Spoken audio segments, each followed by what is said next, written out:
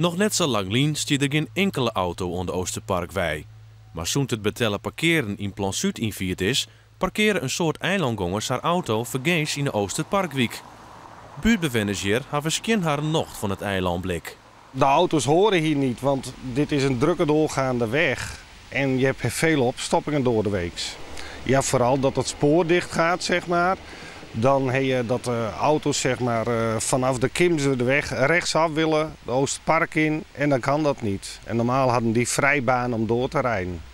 De gemeente is van doel om het betellen parkeren op grondplakken uit te wrijven en blauwe zones in te stellen.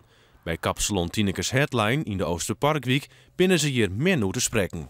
Ik bedoel, ik zit hier in een wijk waar niemand hoeft te betalen. Dus het zou toch te gek wezen dat ik voor toeristen die hier eigenlijk verhalingen niet bijdragen, dat wij daarvoor moeten betalen met z'n allen. Op plakken dat de gemeente wel al bezocht had om de parkeerproblemen op te lossen, vielen buurtbewoners haar wedden dupe.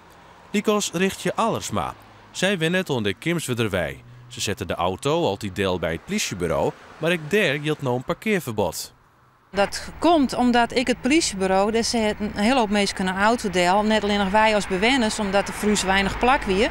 Maar ik hoor mensen die toch, ja, dat kunnen wij de auto ook wel kwijt. Dus daar is het beleid heel erg onscherpt. De oplossing zou wezen dat er voor die huizen die hier staan, dat er ook een parkeergelegenheid gecreëerd wordt.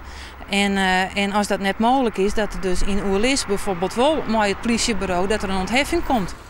Als we bij de boord vregen of de mensen vergeefs parkeerd ha, eerder verzeld je niet te vinden. Niet in de stad ergens op zoek naar een gratis parkeerplekje gegaan? Nee, want we waren al aan de late kant, dus we moesten snel.